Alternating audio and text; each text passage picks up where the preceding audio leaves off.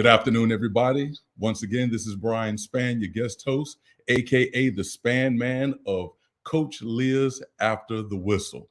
Look, we're so glad that you've decided to get on in and just join with us today on our broadcast live stream. And I'm telling you, today is an awesome day. We just want to welcome each and every one of you. You've taken time out of your schedules to come and join in with us on CoachLeah's After the Whistle. Listen, we've got some great things going on today. Got a heavy topic, heavy hitter that we brought on as a guest on the show today. And look, I just want you to sit back and relax and enjoy yourself. You know, turn your computer on if you can. If you're in a hot area, turn the AC on and just chill out and enjoy today's live stream. I want to give a big shout out to CoachLeah, who is the host of CoachLeah's After the Whistle. And thank you, CoachLeah, for allowing me to be your guest host. Everybody, she's on break again this week, but we're looking forward to come back full throttle on the next episode. I'm looking forward to seeing CoachLeah back on the show. But I'm very thankful to be the guest host as we get ready to start this program today. And look, everybody, we got some trending topics coming up. But before we get deep into it, one of the trending topics I want you to think about, I want you to go back to the conversation with Al McFarlane weekdays at 1 p.m. Central Time and on demand at YouTube. This is at youtube.com at Insight News MN. Remember, youtube.com at Insight News MN /stream. We're going to say it again, youtube.com / at Insight News MN /streams. And this is the conversation with Al McFarlane weekdays at 1 p.m. Central Standard Time. Look, we've got to talk about something in our topics. Did you know that 70 to 80% of the people in America are considered magnesium deficient? And this is something we really need to think about because your mental health, other areas of health, it's about 68 different diseases that they're saying is acquainted with the fact that there's low magnesium in our bodies. And there's certainly many ways you can deal with magnesium. And, you know, my wife and I, my wife talked about this in the first episode of CoachLeah's After the Whistle. And she discussed and talked about low magnesium and how if you pull your magnesium into your body the correct way, how it can correct some of the health issues. Of course, you know, not doctors, but definitely talking about wellness. But we want you to think about this. Do your research. Now, there are several ways you can absorb magnesium into your body. But one of the ways I found was the topical way. So I want you to go and think about looking up some of the other topical magnesiums that are out here. I want you to think about one that I use all the time, which is the Crawley Wellness Magnesium. And I found that on www.crawleywellness.com. So if you want to get a good reference from someone like myself who likes to use topical magnesium, go to www. One of those locations that you can check for topical magnesium. Listen, there's been an extraordinary twist in the news. This is something that just kind of blew my mind. But the University of Nebraska set a new record for women's sports attendance with a whopping 92,003 fans filling the Lincoln Memorial Stadium, which is usually reserved for football, if you can see on the screen. It's usually reserved for football, but the stage was set for an epic NCAA volleyball showdown last week. And the University of Nebraska hosted the University of Nebraska Omaha in a historic University of Nebraska Omaha, an historic crowd-blowing occasion. And despite the massive audience, the home team didn't falter, securing the victory with a dominant sets of 25-14, 25-14 again, and 25-13. And this remarkable event marked a milestone in women's sports, showcasing the immense passion and support for collegiate volleyball. 92,003 fans. Can you imagine how many people you can even hold in your home for Thanksgiving meal? So I want you all to just think about, you know, imagine being in a stadium with 92,003 people. But look, on with the show, everybody, because I don't want to hold up your time because we have an interesting person that's going to be with us today. I want you to sit back and relax, but I just want to give you a little information about him. We're talking about none other than Mr. Sean Lumpkin, who is a former former American football safety in the NFL for the New Orleans Saints, and who was drafted from the University of Minnesota. And while at Minnesota, Lumpkin played 4 years, and he accrued numerous awards. In 1990, he accrued the All Big Ten First Team. He had the Bronco Nagurski Award, where he was the team MVP, and the Carl Eller Award. He was also considered the outstanding defensive player. He was also a captain. And Sean Lumpkin was the 106th player selected in the 1992 NFL Draft and played 67 games for the New Orleans Saints between 1992 and 1996. And then he was later released by the Saints in 1997. Now, Sean is a homie. Now, you notice lately we've been dealing with the Minnesota area. And Sean is it grew up in the South Minnesota area, or South Minneapolis area, rather. And he graduated from Benilde St. Margaret's School, where he was one of a handful of the notable alumni. And so Sean had made a statement. He said, look, when my NFL Sunday game days ended after 5 years, he said, I thought, now, what in the world am I going to do with my life? He said, I searched for a fulfilling career, fulfilling career change after hanging up the cleats. Small business owners in the clothing industry, wholesale and direct sales, institutional pharmaceutical sales of anti-infectives, supporting infectious disease specialists. He said they called his middle name First Down. So, ladies and gentlemen, I would like to welcome on the show today, Mr. Sean Lumpkin. How you doing? How you doing, Brian? Thanks a lot. I appreciate it. I'm trying to think back. You're listing a few of those qualities, and just, time's going by. Man, we're glad to have you on the show. Excuse me for my stuttering, but you got an impressive resume, man. I had a chance to look at your resume, and I see that you do a lot. Now, I feel like I introduced you, but I don't think anyone can introduce you better like you could introduce yourself. So how would you introduce yourself right now? Oh, I appreciate it. Yeah, so I grew up in South Minneapolis, and I want to thank Leah for reaching out to me. She was like an older sister to me when I was growing up. Me and her younger brother, Corey, we used to ball at everything back at McCray Park, South Minneapolis. That's where it all started for us. And so I'm glad and honored to be part of her program here. And so, but when it comes to what I'm doing now, people meet me, I just try to stay positive. Yes, sir. And have fun with my life, try to live my life to the fullest. I started out, like I said, South Minneapolis. I was the youngest of four. My two older sisters, Teresa and Dawn, and then my older brother, Eugene. Gene and I were closer in age, and I was always just trying to make everyone laugh and be funny. I thought I was always a good athlete. I didn't know how good of an athlete I'd eventually grow up to be.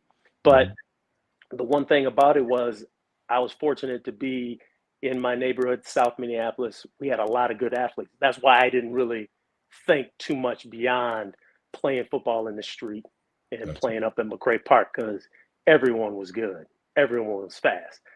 I started track in high school in 10th grade.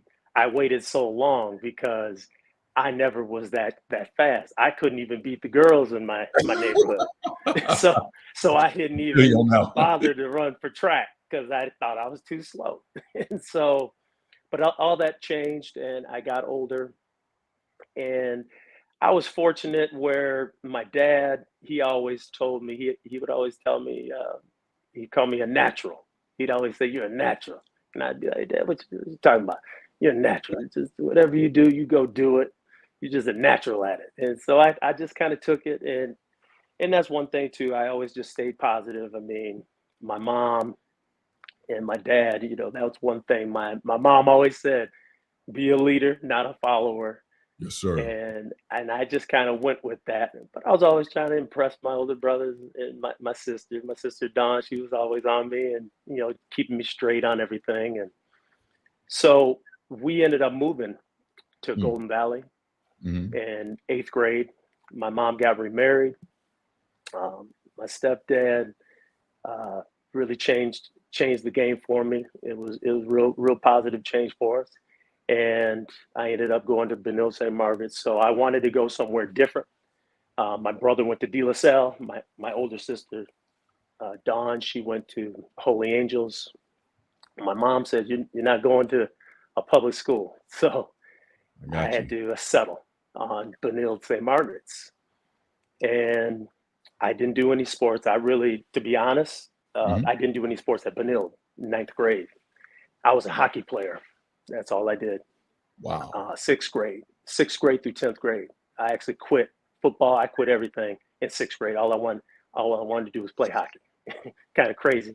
I wanted to play for the Minnesota North Stars. Kind of crazy. Mm-hmm. Um, and so, but things just, I started getting a little taller, started getting a little bigger and faster, and things just clicked when I was going into 10th grade.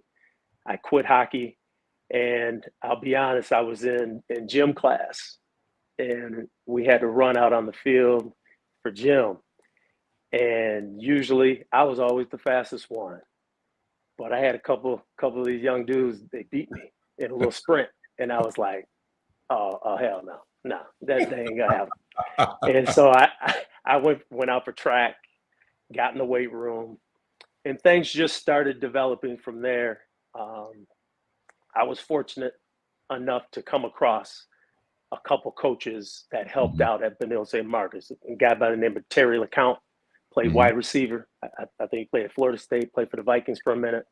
I had Jarvis Redwine, running back from Nebraska. Mm-hmm. I don't know who they knew at Benil St. Margaret's because a small little private Catholic school, but they were there. And John Turner, JT, Mm-hmm. helped out in track, showed me technique, showed me some things. And after 10th grade, when I started playing football again, I got in the weight room. Jarvis Redwine, he pulled me aside and just said, "Hey, Lumpkin, come here." And I said, "Yeah." He said, "You like football?" I said, "Oh yeah." And he said, "You know what? I want to help you. Mm-hmm. You got to get stronger, and we're gonna work on your speed if you really want to play football because you have a little talent.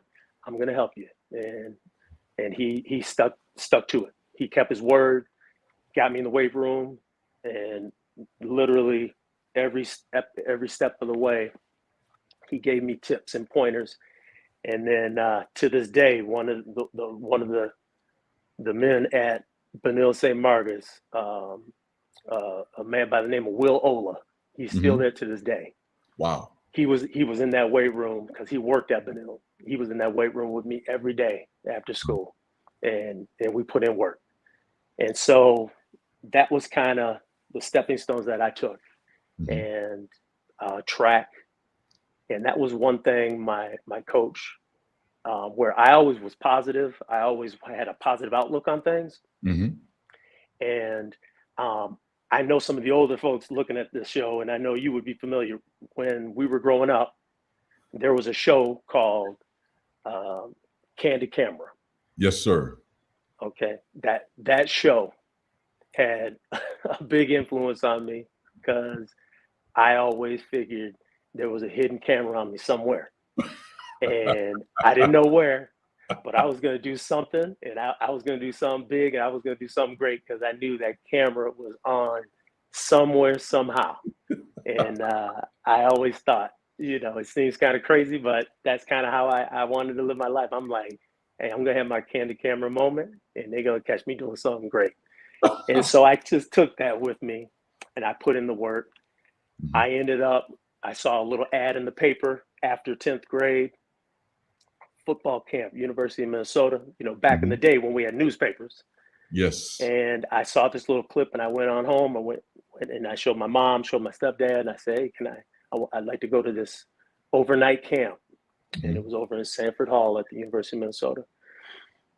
And they went ahead and helped me get signed up for this camp. Wow. And then that's when things all changed up. That's when things all changed up. I had, Corey, Leah's younger brother. He went to the camp too. Me and all my boys in South Minneapolis, Henry Rucker, Uh-huh. we all did our thing. Jesse Delena, we all did our thing. Derek Rubin. I mean, Derek Rubin, he was Minnesota Mr. Basketball. I mean, this was McCray part. We were all athletes. We just didn't know how good we were, but turns out we were a pretty good group of athletes. Man, y'all had a And treasure. so, Y'all had a what's that? treasure group. You had a treasure Oh, check oh yeah, neighborhood. Mr. Crowder had us going. Mr. Solomon had us going for football. Mr. Crowder had us for basketball, and we did our thing. So that's kind of what I did, and then I just formulated a little plan because I always knew I was a good athlete, just didn't know exactly how Yeah. good of an athlete I was. Mm-hmm. But I did track and football. Went to the camp, and I just put in work, and I took everything to heart. Terry LeCount showed me some sprint techniques, JT and Jarvis. And next thing you know, I got faster, I got bigger, and I got stronger. And I went with it. I was always a decent student because obviously Benil St. Margaret's it's a challenging school, but I always knew I wasn't going to be some rocket scientist or doctor or anything like that. But I was a decent student, but I saw the light at the end of the road saying, "Hey, I'm going to maximize my abilities, get into college, and get a scholarship and roll with that." And so I put everything, all my efforts into that to Well, really make something happen. well, seeing that you have such a core in the Minneapolis area, and I can see how things. How I can basically just see in my mind. I'm sure the viewers can how you grew up and what life was like for you in Minneapolis. Uh, and I see how you got in the sports scene. I see you said that you were into hockey, and then all of a sudden, these things happen, and it's funny how things inspire us. Now, moving forward out of graduating from college and going into the pros, I see that you were the 106th player that was selected in the 1992 NFL draft to the Saints. What was it like to go through that draft process? I still think they made a mistake. They picked 100 before me. That was a mistake, but it's all good. It's all good. Um, just getting ready. I mean, to be honest, Mhm. going through that process in college, and I mean, you go in and everyone has that idea. Hey, I want to be the man. I want to make it in a league. I didn't necessarily have that idea when I first got to the University of Minnesota. Again, I was blessed, fortunate. I had Coach John Gudikins. He recruited me, offered me my scholarship. It was the only Division 1A school that offered me a scholarship for football. And so, but I looked at it as an opportunity to be able to play. That was Metrodome was still fairly new, really nice to be able to play in front of your friends and family in the Metrodome. And so I looked forward to that. And you said just the beginning of the show, what's it like to play in front of 90,000 people? Metrodome wasn't 90,000 people, but we were able to play in Michigan, etc. And it's a rush like you can't believe. And so I just went in and said, "Hey, I'm just blessed. I'm so happy to be here." And I always had a smile on my face. My teammates would laugh at me. No, what you smiling about? What you laughing about? And I'm just like, "Yeah, hey, we're playing in the Metrodome. Look at all these folks, man. They come and watch us play. I'm happy to be here." And I just rolled with it. And I always had a smile on my face. But once I said NFL, there was a practice over at our facility, and the Vikings practiced. And I walked in after I was working out downstairs, and I went in and I watched their practice a little bit. And I was watching some of the fellas practice. Joey Browner, um, Mike Merriweather, they were in their practices, and I'm looking at them, and I'm like, wow, these dudes aren't really any bigger than me. There was just a couple of them that were crazy fast, but overall, I was like, I could do this. I could do that. That was after my freshman year. I watched them practice. And then I just put it in my head. I know I can do this. And that inspired me to go ahead. And then I really kind of started thinking the NFL. This was after my freshman year at the U. And I just put in work, started grinding. And I knew I could do that. And so one thing led to another. A lot of it is being blessed, having a little bit of luck, because injuries, one play, you're done. You're done. I had a little scare sophomore year, but I was able to overcome that. But my number one focus was, I know I'm good enough to get in this league. I know I can do it. I didn't know where. I got that call on draft day, day one, because that was back we had 12 rounds, and I got that call from Jim Miller from New Orleans Saints. The first thing he said was, "This is Jim Miller, New Orleans Saints. We just drafted you." I said, "I appreciate it, Mr. Miller." And he said, what do you know about the New Orleans Saints?" And I said, "Nothing. I don't know anything about them, but I'm gonna find out." And he said, "All right, we're sending you off FedEx you a ticket, and you're gonna find out a lot about New Orleans Saints." And I said, "I appreciate it. I'll see you tomorrow." And that's kind of how it all started, because obviously up here we don't really see many New Orleans Saints games. Now we do, but back then we didn't. So I didn't know anything about them, but it didn't matter to me. I said I knew I was good enough to get in the league. It didn't matter what team or where, but I knew I could do it, especially after watching the Vikings practice. Now, now you had an extensive career for a few years. I believe you, after the release in '97, and, when you deal with NFL football, when you're a child, you see the professional players, you think the glitz, the glamour, the injuries, the comebacks.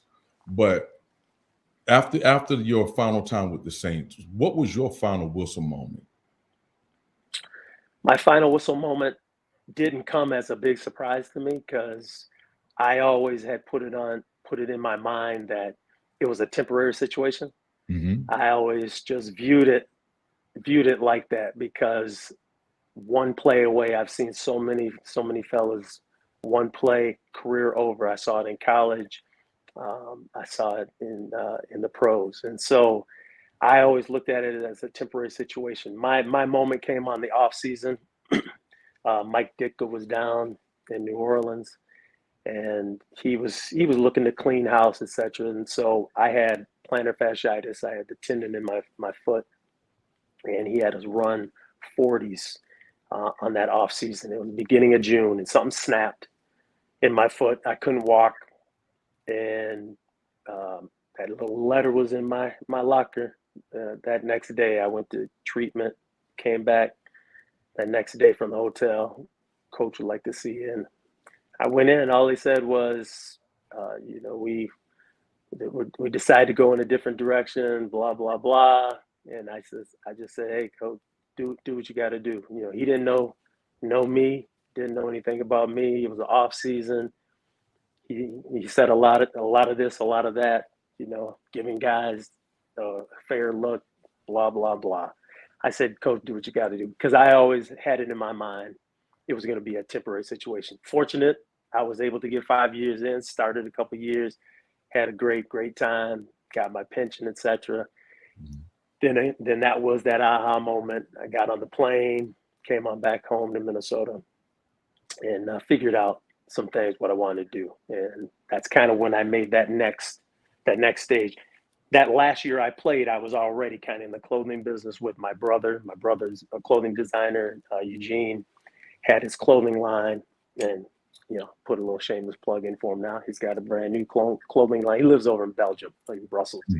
But I was getting some sales experience from that, and I just figured, hey, this is the moment here. I did try to rehab, and I tried. I worked out for the Vikings, worked out for a couple teams, but the leg just wasn't back the same. So I officially retired in '98. But I wasn't overly shocked. I wasn't overly depressed. I was ready to make that next move from that next chapter in my life, because I always thought, like my mom had always said, be a leader, not a follower. Go to school, get that degree. I went ahead and finished up and got that degree. And that was one thing too that a lot of young athletes, they want to be the man, they want to go pro. You always have to give yourself options, and that's what getting that degree was. And I just remember my stepdad had told me, he said, doesn't matter what you get your job in, it doesn't matter. You just have to have your degree because they're going to train you anyway. And he was 100% right. He was 100% right. And here I am today doing pharmaceutical sales. Let me ask you this, because after hearing this, I can assume my own answer, but I want to make sure I'm hearing. After the whistle moment, did you even know it was coming? Did you really know that was? Not necessarily, because I'm an optimist, and I knew on that off season that I was still kind of rehabbing. I had a hamstring, I had that plantar fasciitis, et cetera. And then we had this new coaching staff come in, Ditka, et cetera, and he was, saying this and that, and we're gonna redo this. Everyone is on a clean slate. Everyone's gonna get the chance. So I didn't really think too much about it. I was just doing like I always do, put in work. You got to put in work. And then when I snapped the tendon in my foot, he didn't wait no time. The next day, boom, we decided to go in a different direction. So then that's when I always heard stories. I always knew it was all about business. I had one teammate, actually, I was fortunate to play in New Orleans that last year with CoachLeah from the Vikings. He was at that time, he was like our old school wisdom leader in the locker room. And I remember watching him practice when I was at the U, my freshman year at the U, when I was watching him in our complex, watching him and Joey Brown. And here he was, my teammate now. And he gave me just a lot of wisdom and whatnot, and just said, hey, that day, it's a game of attrition. That day's going to come. Just give yourself options. And it eventually came. And the NFL is business. It's all business. It's not college. Coach Mora, that's what he said. My rookie year, there was 22 of us. We finished our last practice before our last preseason game. He pulled all the draft choices and free agents. And he just said, fellas, you had a good camp. Good luck. We're going to this last game. There's 22 of you. After tomorrow night's game, I'm only keeping 5 of you. Good luck. I'll see you on the plane. Take care. And he walked away. It was all business. It was all business. And it is. That's the kind of business it is. And I've got friends that play in the NFL. Some, I know one in particular, Irv Smith, that was your teammate. He and I are good friends. That's my boy. Yeah. Yeah. And I've heard a lot of stories, and you have to have a plan. You have a plan. And I heard now you mentioned something after the whistle moment. Now you're into pharmaceutical sales. So what have you done to have consistent success in the pharmaceutical industry for the last 25 years? Oh man, it's, for one, like I said, I'm an optimist. In sales, you have to have just the personality, but you have to be able to persevere too, because you're dealing with a lot of attitudes and different personalities that you come across. And being in pharmaceutical sales, a lot of it, especially when I first started, I'm going in trying to talk to some of these physicians, and a lot of times these physicians that I'm coming across, they were some of the smartest people in the room. They were some of the brightest students in the room. And here I am coming in trying to talk to them, to influence them to prescribe something. They didn't know me from Adam. I didn't go to medical school. So in a way, it could be a little intimidating in the beginning, but I'm an optimist. I'm confident, and I was always up for I still am. I'm always up for the challenge, and I like to face my fears head on. And so that's the attitude that I took. And I'll never forget one of my first managers when I first started. For one, they armored you with the knowledge, just like my stepdad had told me. They're going to train you for whatever position you get. They're going to train you. And they did definitely train me. It was almost like I went to pharmacy school, like a pharmacist. So it was nice to be able to be rep with this knowledge to go in. But again, I wasn't a physician. And then day one, I go and I have to try to talk to and influence a physician that's been a doctor for 10, 15, 20 years. So that was a little intimidating. But my first manager just said, "Hey, it's a marathon, not a sprint." And he said, "Always remember what we're selling." We were very specific on what we were selling. I had just a few specific type of drugs, a specific disease state. He said, "Remember, you're an expert on this specific thing. That doctor, he could be a doctor for 15, 20 years. He's never heard of this particular drug. He's never heard of the side effects, etc. You're the expert at it. Just remember that, and it's a marathon, not a sprint. Just take your time and be able to answer those questions confidently, because they armored me and wrapped me with that knowledge, and I just took it day by day like that, and just stay positive, because you definitely have some egos and attitudes, and that's one thing. It can go in one ear and out the other. I did have to make that shift from playing sports. Someone says something, you got to check them. But in pharmaceuticals, you can't do that.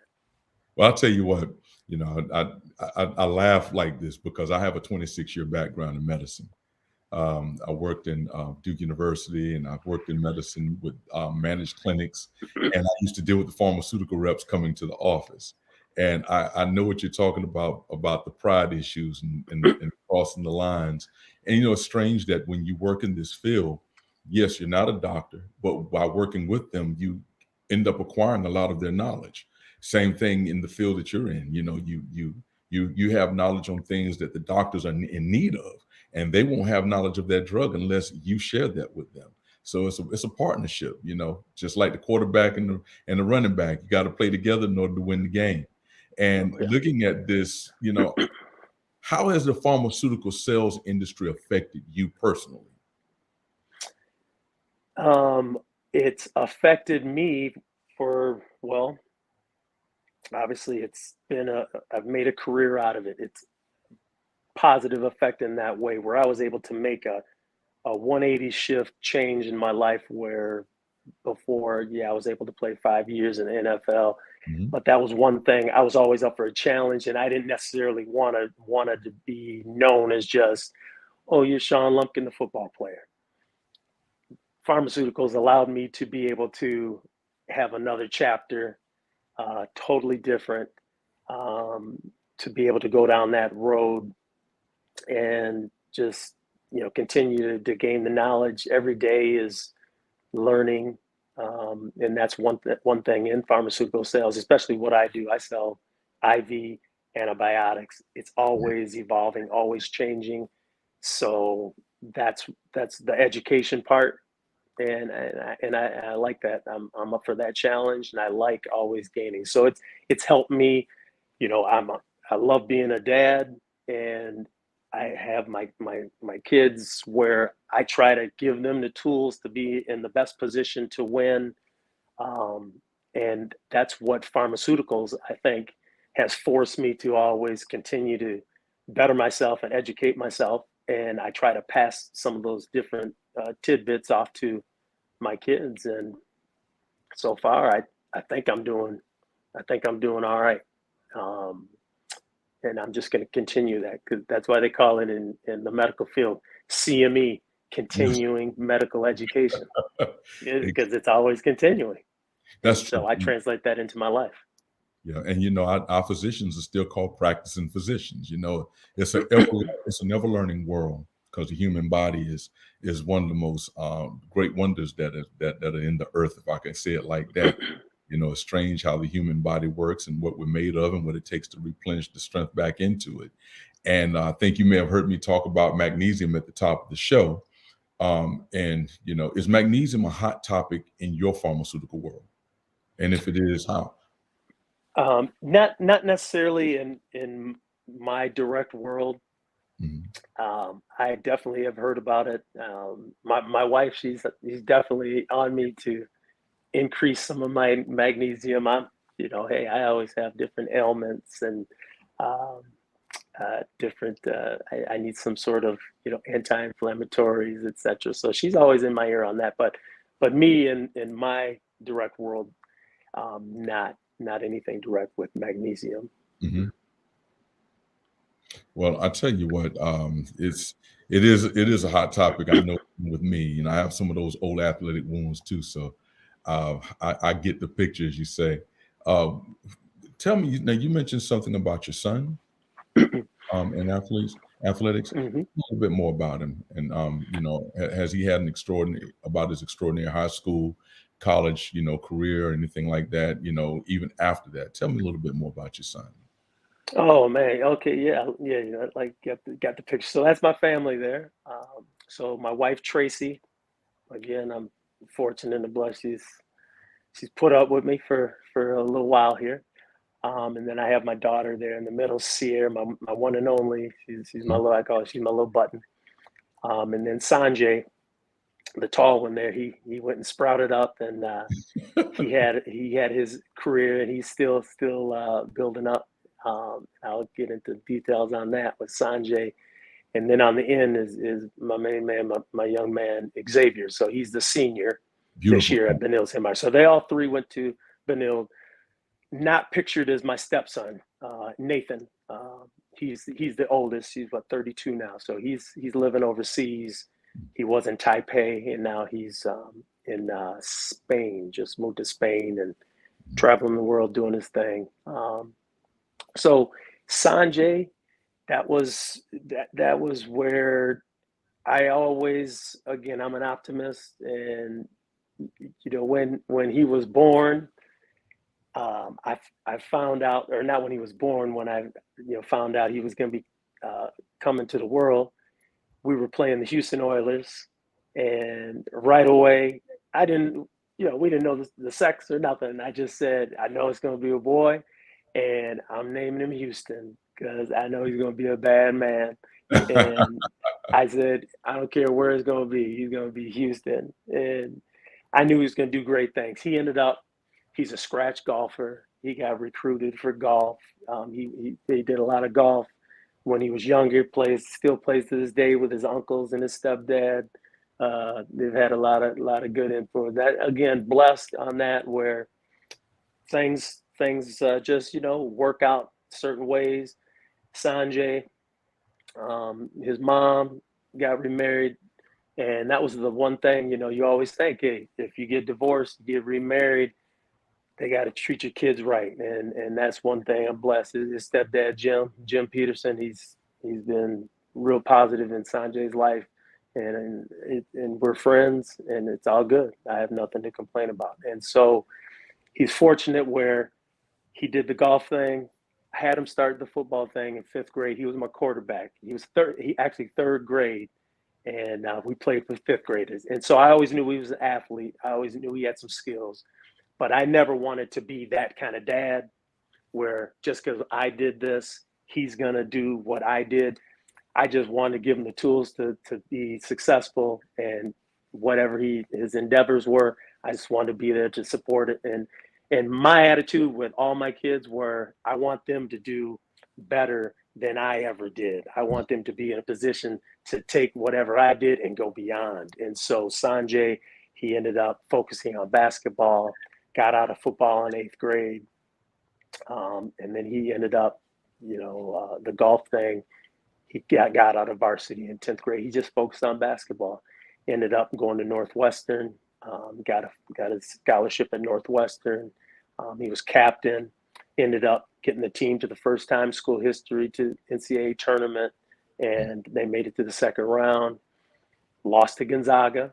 And so he ended up, the first team was kind of neat, where the first team was not the New Orleans Saints, but it was the New Orleans Pelicans, where the owner of the Saints owns the Pelicans. And so they took him for that summer league. So he was on the Pelicans team for that summer league. So that was pretty cool, where after his senior year, he started out his journey and went from there to overseas, and played overseas for a minute, and then went to the G League, played for Atlanta G League. And then COVID hit. They sent everybody home. He went ended up getting his master's at Northwestern, and he wanted to still follow his dream of the NBA. And he ended up started out with the Utah Jazz, got a position there, and just kind of went up the ladder for a couple of years. And now he's down at where it started for him, the G League team that drafted him.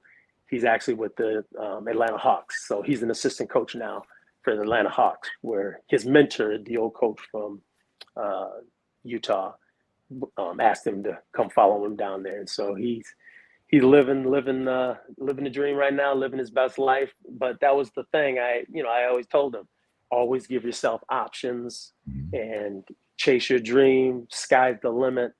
And he's running and making it the fullest. And so now we're on to my daughter. She's a freshman at Loyola Marymount University. She's going to play basketball. She won the state championship last year for Benil St. Margaret's for the basketball, and they were runner-up in the state championship for volleyball last year. And so she's decided to focus on basketball. And so, yeah, it was tough to drop my baby girl off last week, all the way out in LA.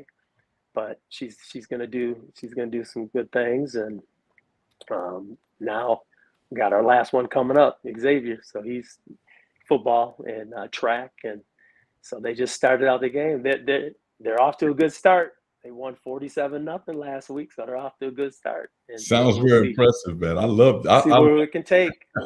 See where they can take it. So I just want them, and I just want to be in their corner and just give them, like I said, put them in the position to win, stay positive, Tracy and I, and, you can't do anything alone. That's one thing I learned in life.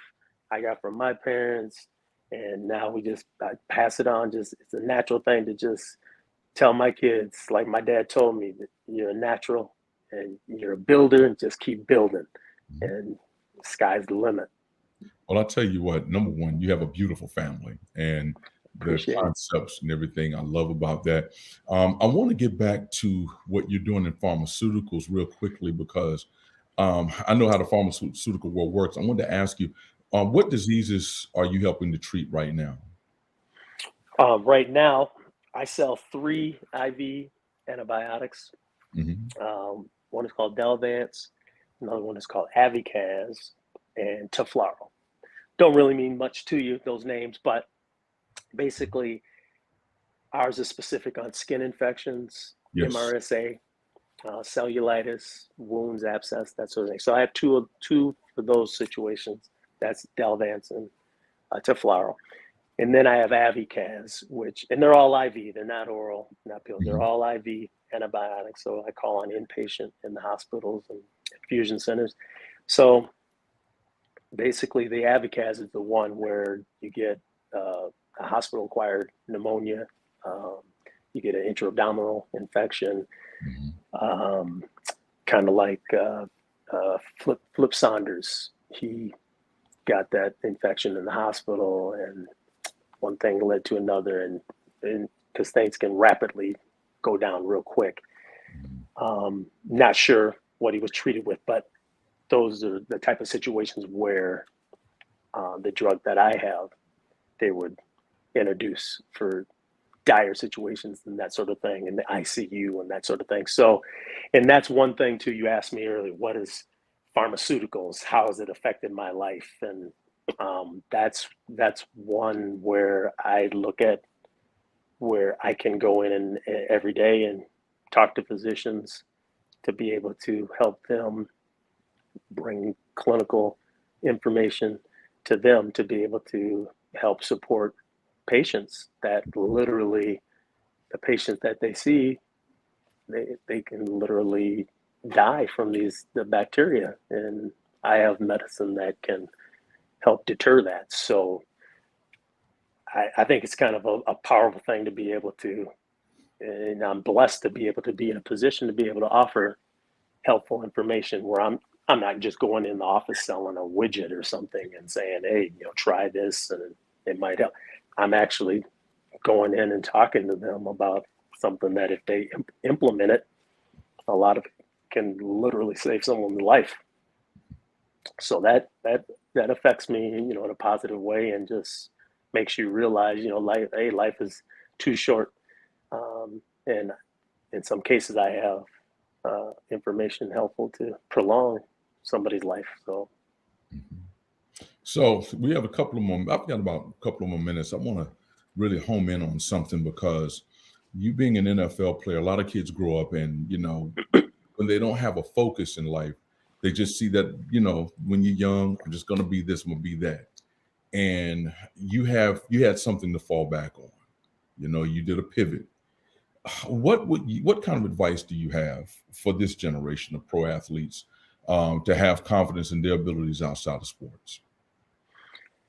I think I just go back to where it all, started with me, and I look at it, for one, you can't do it by yourself. You always need some support, some way, somehow. Someone is going to influence you. And I had my old teammate, rest in peace, Sam Mills, linebacker from the Saints. I remember we were out on the off season, and he just told me, "Hey, Sean, this can never last forever. Nothing lasts forever. Just one thing: don't ever forget what you did to get you here, and keep building on that, and always give yourself options, because that's especially playing in a professional sports like football, like what I did. You're one play away, and you do, at the moment, you feel like it is going to last forever. You feel like you're untouchable, but that was the thing, and I took that to heart when Sam told me that don't ever forget what got you here, and not just putting in the work, but the whole attitude and staying positive. And I always thought, hey, be a leader, not a follower. All those little things as I was growing up, and so now these young men and women out here, they have NIL and social media and all this, and it's positive and it's a negative, but in a way they look at, especially some of the young people will look at the stuff that they're seeing on TikTok and whatnot, and they think automatically, oh, I'm going to be able to do that because I saw it on TikTok, so it's going to happen for me. And then when that reality doesn't happen to them, they don't know what to do with themselves. They're depressed. They're lost because, hey, they had so many likes on TikTok. Why didn't it happen to me? And they just have this false sense of I don't know. It's just a false reality. And so my advice is to just have a plan, have some goals, start out small goals, have a big goal, have a short-term goal, have a long-term goal, but give yourself options. Don't put all your eggs in one basket, especially in sports. And that's one I've noticed a lot of trend over these last 10, 15 years. The trend is a lot of these parents have their kid doing one thing 12 months out of the year. And all of us, we grew up, like I played hockey. I played a little baseball. I ran track, football. It's not, you can't put all your eggs in one little basket. And then when things go awry, you're lost. You don't know what to do. And you didn't give yourself options. And so, and the big thing is, it's student athlete. I mean, that's exactly what it is. You're a student athlete. They think they can go make a little highlight video catching balls with one hand on TikTok, and they get all these likes, and then they have a coach call them, and they think that's all it's about. But you got to be a student athlete. And like I see my older son now, Sanjay, he did his thing, played 5 years. COVID hit, everything came to a halt, but he easily pivoted. And he's like, hey, I got a degree from Northwestern University, went and got his master's, and he's a wanted man in other ways now. And that's what it's all about. You gotta give yourself options, and it'll be all good. Now, Sean, I've got a couple of minutes before wrapping up, and I've got a few important questions I want to ask. A few more important questions I want to ask. One of those things, though, if you can give me about a couple of minutes and just elaborate on. When you played high school football, when you played sports in high school, and what's the biggest differences between when you played and when your son played in this generation? So my son now, Xavier, for one, again, social media is a big part of things. What is it? Where all their highlights are automatically Huddle. Yeah, Huddle. The big recruiting services and all that. It was, and I still have my book now, and I showed my kids. I said, my Huddle and all this NSCA whatever recruiting stuff. It was this book, and I had to pay to get in it. It was going into my senior year. It was called Who's Who in high school, in American high school football, and it was this book, and it took a few months to come out, but we had to pay our little fee, and they wanted our height, weight, and school, etc. And that's all we had was this book, Who's Who in high school football, and then there was one show, and actually a friend of mine, Rod Smith from Roseville, he was featured on it. It was Scholastic Sports America. I don't know if you remember that show. Sounds and familiar. Scholastic Sports America, and that was pretty much it. But the basics are still the same. I know there's a lot of specialized centers now, and they get their personal trainers, and that's all good. Unfortunately, I think people and a lot of the parents are still trying to live through their kid, and they're just having them channel just in one sport.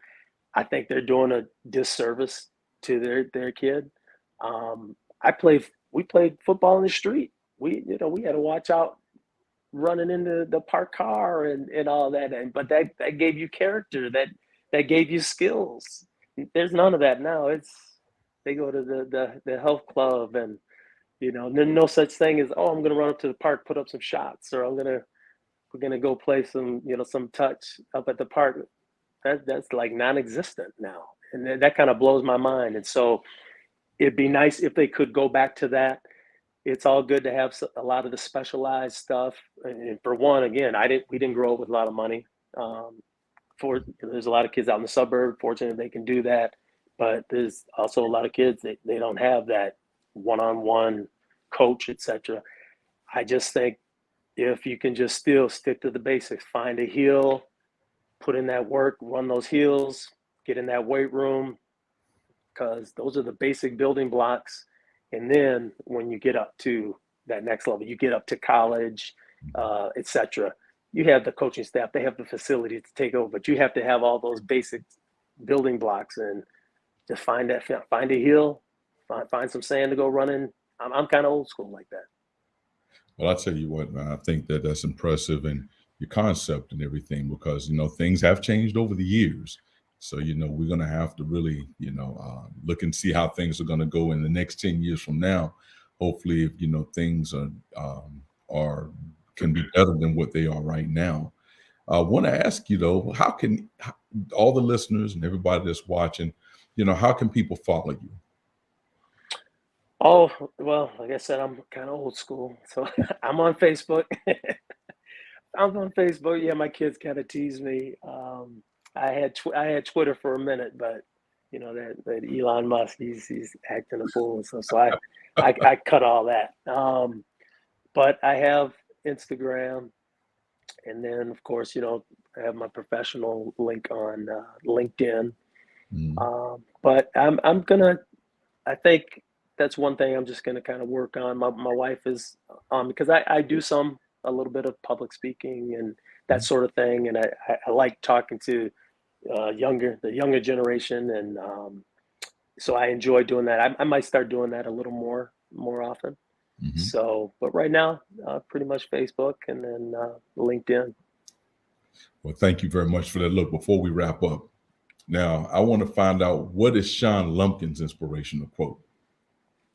Oh man, well, my kids, I would almost guess if my kids were on here, if you asked Sanjay or Sierra, and then Xavier, I always like letting them know, and I send them a text every once in a while. If you do good things will happen. I guarantee it. I guarantee you put in work. And I just tell them, you are who you think you are, and Mhm. you will do what you think you can do. And trust your abilities.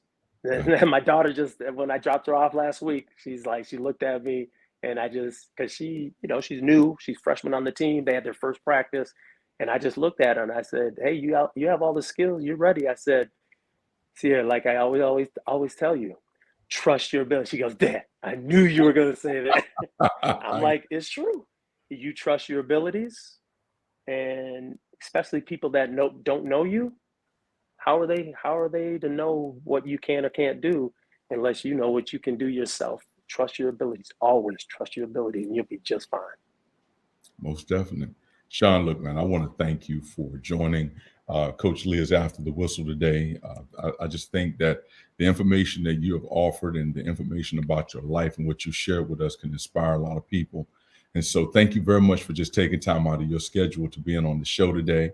And looking forward to connecting with you because, like I said, we have a lot in common. Oh no, hey, thank you for having me, and I appreciate it again. Thank you, Leah, if she's able to watch. I know she was getting over a little cold, and so again appreciate it. And I'd love to be back in the future if you'll have me. Most definitely. Thank you very much. Thanks. All right, everybody. Look, once again, it's been a great time spending time with you today on Coach Leah's After the Whistle. I want to thank each and every one of you for joining in with us today because your presence here is what makes everything work like it works today. And that's, keeping, everything real on our show and not only being able to bring you information, but you, the listeners, you help make us who we are as well. So we would definitely want you to go and subscribe. Get on our YouTube channel and subscribe on youtube.com / Insight News MN / streams. We want you to be a part of this great family and want you to take time to see some of the live streams that we've had, both past and current. We want to thank each and every one of you for being on the show today with us. Look, there's going to be something coming up on the next episode. I want you to stay tuned. I've had a wonderful time being the guest host, but Coach Leah's got something coming up for you all. I don't want to spoil it.